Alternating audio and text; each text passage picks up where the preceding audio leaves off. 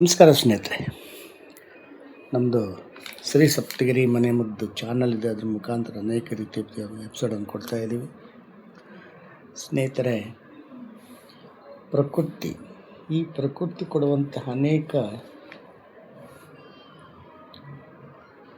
ಸೊಪ್ಪುಗಳಿಂದ ನಮಗೆ ಬರುವಂತಹ ಕಾಯಿಲೆಗಳನ್ನು ಓಡಿಸ್ಬೋದು. ಅದನ್ನು ಬಿಟ್ಟು ನಾವು ರೆಡಿಮೇಡ್ಗೆ ಹೋಗಿ ಇಲ್ಲದೇ ಇರೋ ಕಾಯಿಲೆಗಳ ತರಿಸ್ಕೊತಾ ಇದ್ವಿ. ಏನಪ್ಪ ಅಂದರೆ, ಇದು ಕೊತ್ತಂಬರಿ, ಕೋರಿಯಾಂಡರ್ ಅಂತಾರೆ. ಇದು ಧನಿಯಾದಿಂದ ಬರುವಂತಹ ಈ ಸೊಪ್ಪು.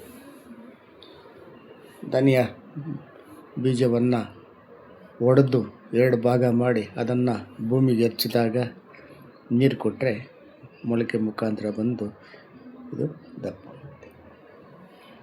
ಈ ಒಂದು ಕೊತ್ತಂಬರಿಯನ್ನು ಜ್ವರ ಬರುತ್ತೆ.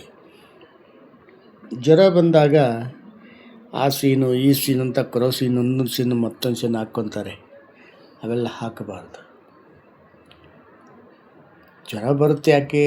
ಎಕ್ಸಸ್ ಆಫ್ ಹೀಟ್ ಆದಾಗ, ಇನ್ನೊಂದು ನೀರಿಗೆ ಚೇಂಜ್ ಆದಾಗ ಆ ಸಮಯದಲ್ಲಿ ಜ್ವರ ಬರ್ತದೆ.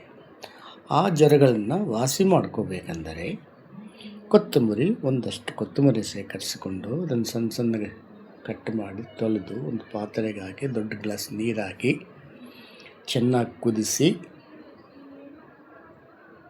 ಅದನ್ನು ಸ್ವಲ್ಪ ಕರಿಬೆಲ್ಲ ಹಾಕ್ಕೊಂಡು ಸೇವನೆ ಮಾಡ್ತದೆ. ಒಂದು ರುಚಿಕರ ಇರ್ತದೆ. ಆದರೆ 3-4 ದಿವಸ ಸೇವನೆ ಮಾಡಿದಾಗ ಆ ಜ್ವರಗಳು ಮಾಯವಾಗ್ತವೆ. ಇಂತಹ ಸಿಂಪಲ್ ರೆಮಿಡಿನ ಬಿಟ್ಟು ಏನೋ ಒಂದು ಟ್ಯಾಬ್ಲೆಟ್ ಹಾಕ್ಕೊಂಡು ಇನ್ನೂ ಬೇರೆ ಬೇರೆ ಕಾಯಿಲೆಗಳನ್ನು ತರಿಸ್ಕೊತೀವಿ.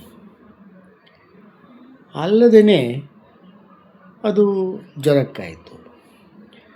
ಈ ಸಣ್ಣ ಕಟ್ ಮಾಡಿ ಮಿಕ್ಸಿಗೆ ಹಾಕಿ ಜ್ಯೂಸನ್ನು ಸ್ವಲ್ಪ ನೀರು ಹಾಕಿ ಆ ಜ್ಯೂಸನ್ನು ಹಿಂಡ್ಕೊಂಡು ಆ ಜ್ಯೂಸ್ಗೆ ಸ್ವಲ್ಪ ನಿಂಬೆ ರಸ ಹಾಕಿ ಕಲಸಿ, ಸ್ವಲ್ಪ ಜಾಸ್ತಿ ಹಾಕಬಾರ್ದು, ನಿಂಬೆ ರಸ ಹಾಕಿ ಕಲಸಿ ಸೇವನೆ ಮಾಡೋದ್ರಿಂದ ಅದು ಹೊಟ್ಟೆಯನ್ನು ಕ್ಲೀನ್ ಮಾಡ್ತದೆ, ಡಿಟಾಕ್ಸಿಫೈ ಮಾಡ್ತದೆ, ಕರಳನ್ನು ಕ್ಲೀನ್ ಮಾಡ್ತದೆ, ಡಿಟಾಕ್ಸಿಫೈ ಮಾಡ್ತದೆ. ಇದೇ ಕೊತ್ತಂಬರಿ ಸೊಪ್ಪು, ಸ್ವಲ್ಪ ಒಂದಷ್ಟು ಶುಂಠಿ ಹಾಕಿ ಮಿಕ್ಸಿಗೆ ಹಾಕಿ ಅದನ್ನು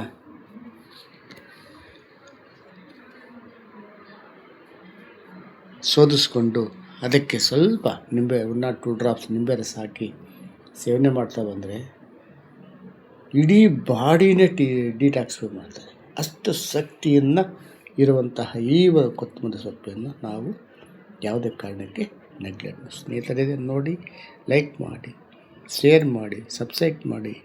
ಎಲ್ರಿಗೂ ನಮಸ್ಕಾರ ಸ್ನೇಹಿತರೆ.